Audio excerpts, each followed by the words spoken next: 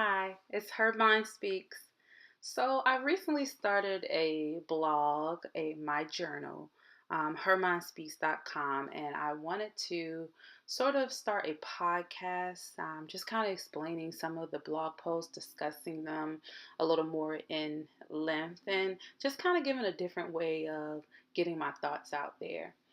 So one of the things of the blog is just being a place to talk what's in my mind. My mind speaks. So two of the posts that I just posted not too long ago was "Don't Be Issa," and I know if you guys watch Insecure and Ghost Bay, and another one was "Don't Waste Your Pretty." So I'm going to talk about both of them because they sort of tie together, even though they're two separate blog posts.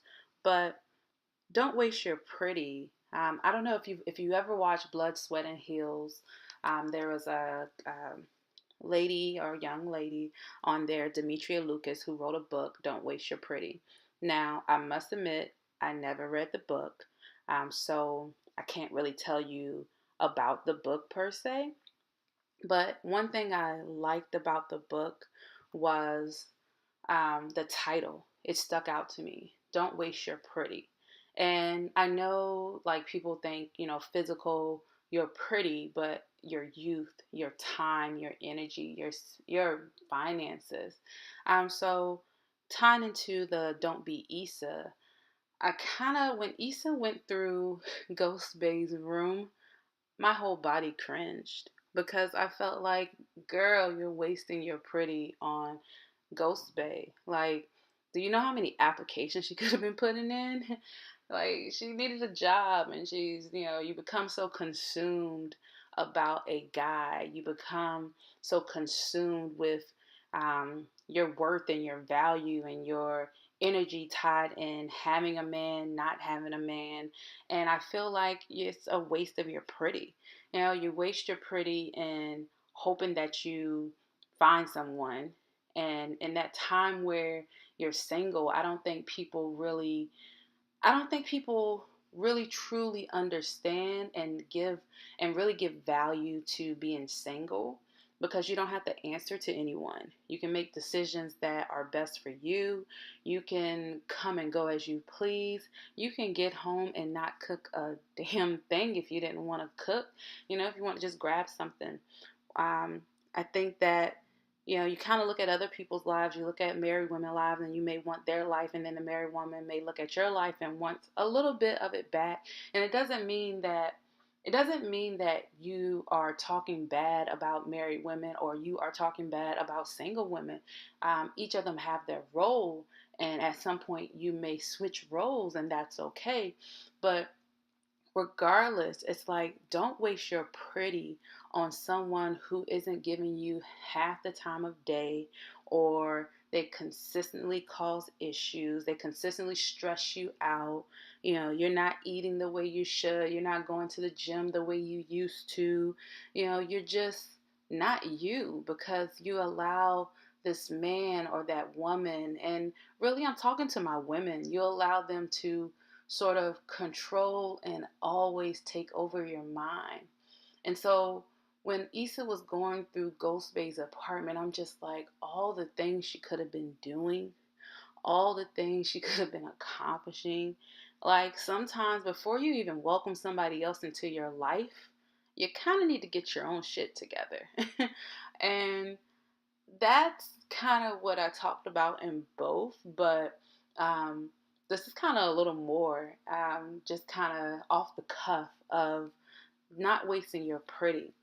And I know that it's hard when you've kind of, especially have history with someone in friendships and family. And it's not just about a guy, it could be friends. Sometimes we're friends with people for over 10 plus years, and they can drain the hell out of you. And you realize, 5, 6 years in, like, wow, this friendship has kind of changed, and it's no longer that rewarding to me. And it doesn't mean that you don't love them. It doesn't mean that you wish ill on them. It just means that you want to protect yourself. You want to protect your energy. You want to protect your mind space. And I think that's where it's okay to sometimes temporarily end friendships.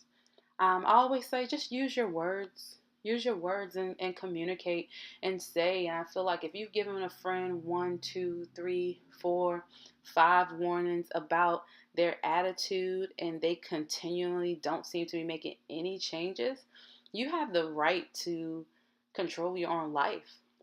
And especially when it comes to relationships, I always say, I know we talk about boyfriend, girlfriend relationships, girlfriend, girlfriend, um, but the a lot of time you spend the most time with your friends, and then of course if you are in a relationship, you tend to spend your most time with them. And so the people that you spend your time with, that you choose to give your time to, you want to kind of enjoy it. And it doesn't mean that there are going to be times where you guys you disagreed. There's not going to be times where everything is perfect, but once you've kind of bent backwards and backwards again and over. Like, at some point, you can't continually try to prove your worth to people. If they don't get it, that's their problem. One thing about me is that I know my worth. Am I perfect? Heck no. I know I'm not perfect. But I choose to be okay with distancing myself from people that I wish I didn't have to. But I know that I want a pretty stress-free life.